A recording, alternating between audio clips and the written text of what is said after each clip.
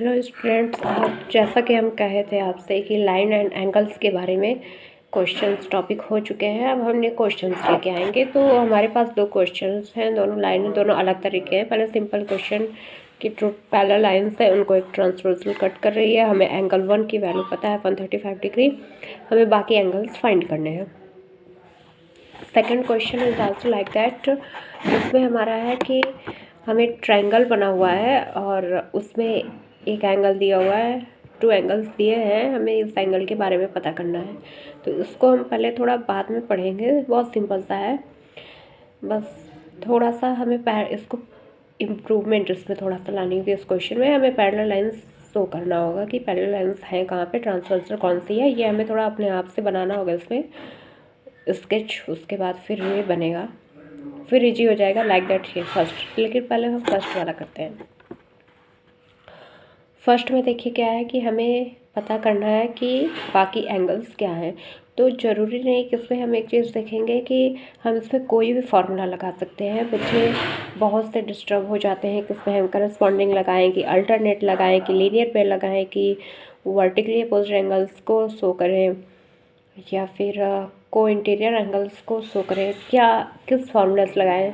तो जो हमको क्वेश्चन में ये नहीं कहा गया कि आप करस्पॉन्डिंग एंगल्स शो करिए या फिर अल्टरनेट एंगल्स शो करिए। तो हम कोई भी फार्मूला, मतलब जो हमको इजी है, जो एग्ज़ाम टाइम या जब भी हम सॉल्व कर रहे हैं क्वेश्चंस को, इस तरीके के जो भी हमें याद आ रहे हैं टर्म्स, हम उन सबको एक तरह से इसको सॉल्व करने के जितने टॉपिक्स हैं, करस्पॉन्डिंग, अल्टरनेट, को इंटीरियर, वर्टिकली अपोजिट, ये सारे एक तरीके से एक इसके फार्मूला है। अब कौन सा इजी फार्मूला हमको लग रहा है इसमें से, हम वो अप्लाई करके और ये सारी वैल्यूज़ को जो है हम आइडेंटिफाई कर लेंगे। बट जब कोई स्पेसिफिक रीजन दिया रहता है कि हाँ हमको इसी फार्मूले का यूज़ करके या निकालना है, तो वहाँ सिर्फ वही फार्मूला लगेगा। तो पहले आज हम इसको करते हैं कि निकालेंगे कैसे, सिंपल। फिर ये नेक्स्ट टॉपिक ये दूसरे वीडियो में होगा। फर्स्टली अब इसको निकालने के लिए देखिए हमें एंगल 1 पता है। अभी हम अगर लीनियर पैरा ऑफ एंगल से अगर देखें, हाँ एक चीज़ और, जो भी हम फार्मूला लगाएंगे वो फार्मूले के से जो वैल्यूज़ आएंगी वो वैल्यूज़ इस, जैसे हम अभी हम लीनियर पेयर ऑफ एंगल का शो कर रहे हैं, तो लीनियर पेयर ऑफ एंगल से ये सारी वैल्यूज़ नहीं निकलेंगी। ये 4 एंगल्स निकल जाएंगे बट ये सारी वैल्यूज़ नहीं निकलेंगी, नीचे की नहीं निकलेंगी। तो इसमें हमें 2 को यूज़ करना होगा। और ऐसा नहीं है कि जो करस्पॉन्डिंग में जो वैल्यूज़ आई हैं, अगर हम अल्टरनेट के थ्रू वो वैल्यूज़ निकालें तो सेम नहीं आएंगी, आनी चाहिए सेम, 100% सेम होना चाहिए। क्योंकि हमें पता है कि ये पैरेलल लाइंस भले हैं लेकिन ये एक स्ट्रेट लाइन है और स्ट्रेट लाइन से बनने वाला एंगल 180 होता है। तो ये दोनों का वैल्यू जो सम करने पे होगा 180 होगा। ऐसे ही ये भी एक जो है 180 डिग्री ही बना रहा है, तो इनकी भी वैल्यू 180 होनी चाहिए। लाइक दैट आल्सो 5, 6 की भी वैल्यू 180 होनी चाहिए एंड 7, 8 की भी वैल्यू 180 होनी चाहिए। ये चेंज नहीं होना चाहिए हमारा। उसी तरीके से 2 और 3 की भी वैल्यू, ये अगर इस ट्रांसवर्सल लाइन को हम स्ट्रेट माने तो 2 एंड 3 की वैल्यू 180 होनी चाहिए, 1 एंड 4 की वैल्यू 180 होनी चाहिए, 5 एंड 8 की वैल्यू 180 होनी चाहिए जोड़ने पे, 6 एंड 7 की वैल्यू 180 होना चाहिए। क्योंकि ये हमारे लीनियर पेयर ऑफ एंगल्स बना रहे हैं आपस में। तो फर्स्ट हम एंगल 1 पता है, तो सिंपल तरीके से हम कौन सा एंगल पता कर सकते हैं। हमारा एक एक्सटीरियर है और एक इंटीरियर ले लें, हमारे करस्पॉन्डिंग एंगल आ जाएंगे। Angle 1 is equal to angle 5, simply हम इसमें लिख देंगे angle 1 is equal to angle 5 equal to 135 degree. Simple, angle 1 हमें पता था, एंगल 1 एंगल 5 के इक्वल है, तो जो एंगल 1 की वैल्यू होगी वही एंगल 5 की भी वैल्यू होगी। और क्यों इक्वल है, क्योंकि ये क्या है, करस्पॉन्डिंग एंगल्स है।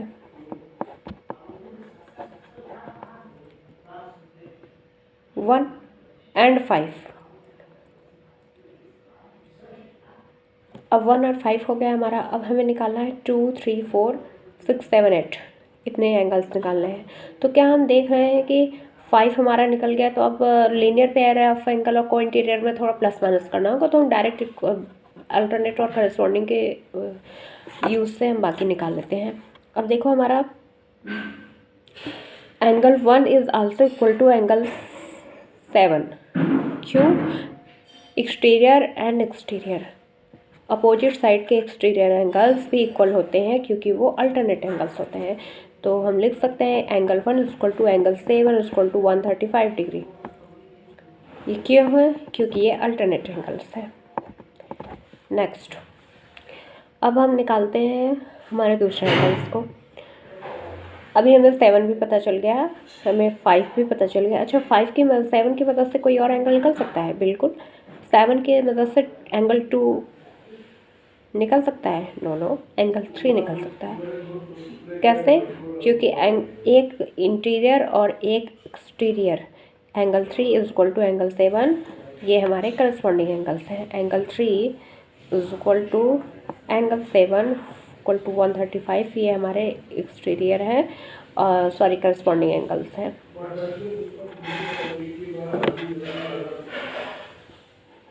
करस्पॉन्डिंग एंगल्स है। अब नेक्स्ट क्या क्या बचा? अच्छा, अब हम अभी सब अलग अलग ही निकाल रहे हैं।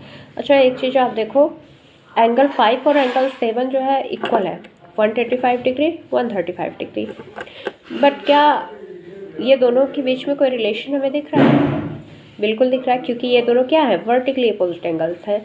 अगर हम देखें तो ऐसे क्रॉस हो रहा है ना, क्रॉस एक्स के, अल्फ़ाबेट लेटर एक्स की तरह, और अपोजिट साइड के हैं, तो 5 और 7 इक्वल होने चाहिए जो हमारे हैं। जैसा कि हम कहे थे, फॉर्मूला कोई भी लगाओ, वैल्यूज हमेशा सेम होंगी। अब हम एंगल 1 और एंगल 3 को देख लेते हैं। ये भी सेम होने चाहिए क्योंकि वर्टिकली अपोजिट है। क्या एंगल 1 और एंगल 3 है? हाँ, एंगल 3 और एंगल 1 हमारा दोनों क्या है?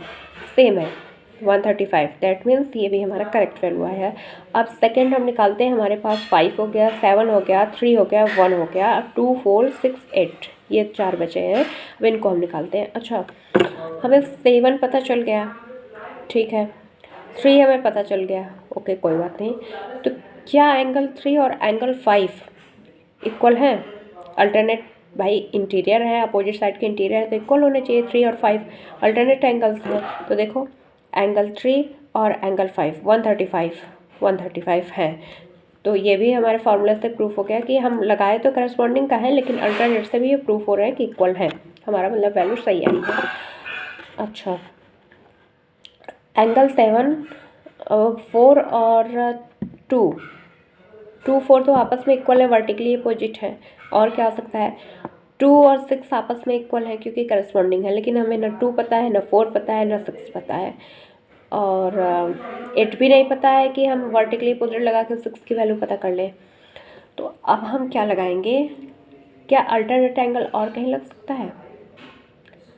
हाँ, लग सकता है। 2 और 8 अल्टरनेट है, बट यहाँ पे भी हमें दोनों में से किसी की वैल्यू नहीं पता है। अच्छा, अब अल्टरनेट भी फेल हो गया हमारा, करस्पॉन्डिंग भी फेल हो गया। अब हम एंगल 1 और एंगल 2 के लिए यूज़ कर लेते हैं लीनियर पेयर ऑफ एंगल।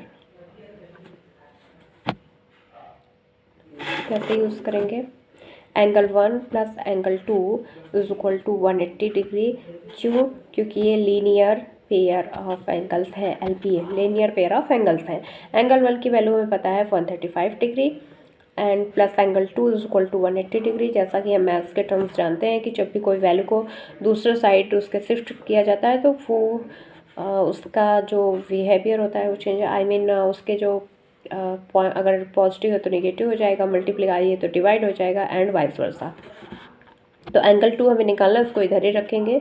उधर 180 पहले से ही है, उसे रखें। और 135 को जब उधर ले जाएंगे तो वो नेगेटिव हो जाएगा, माइनस हो जाएगा, एंड जब हम माइनस करेंगे तो 45 डिग्री, 45 डिग्री आ गया। एंगल 2 की वैल्यू 45 डिग्री आ गई। अब इसी एक एंगल 2 की मदद से हम बाकी जो बचे हैं 2 4 7 8, ये भी सॉरी 6 8, वो भी निकालेंगे। अब एंगल 2 हमें पता चल गया, तो एंगल 2 और एंगल 6 हमारा जो है, देखिए एंगल 2 और एंगल 6 ये इक्वल है क्योंकि करस्पॉन्डिंग एंगल है, एक एक्सटीरियर और एक इंटीरियर। तो हम यहाँ पे लिखेंगे angle 2 is equal to angle 6 is equal to 45 degree, because of क्या? करस्पॉन्डिंग एंगल्स हैं, करस्पॉन्डिंग है। अब नेक्स्ट हम देखते हैं 2 और 4 भी इक्वल है, क्यों है? अच्छा, एंगल 2 और एंगल 8 भी इक्वल है क्योंकि ये अल्टरनेट एंगल हैं, अपोजिट साइड के एक्सटीरियर हैं, अपोजिट साइड के एक्सटीरियर एंगल्स हैं और आपस में क्या है, इक्वल है अल्टरनेट एंगल्स की वजह से। तो हम ये भी लिख सकते हैं angle 2 is equal to angle 8 is equal to 45 degree and this is corresponding angles. Okay, अच्छा 6 और 8 वर्टिकली अपोजिट है, इक्वल होने चाहिए। क्वेश्चन में है हमारा 6 और 8 वर्टिकली अपोजिट इक्वल वैल्यूज़ है। 2 एंड 4 वर्टिकली अपोजिट एंगल्स है। अच्छा, एंगल 4 और 6 जो है हमारा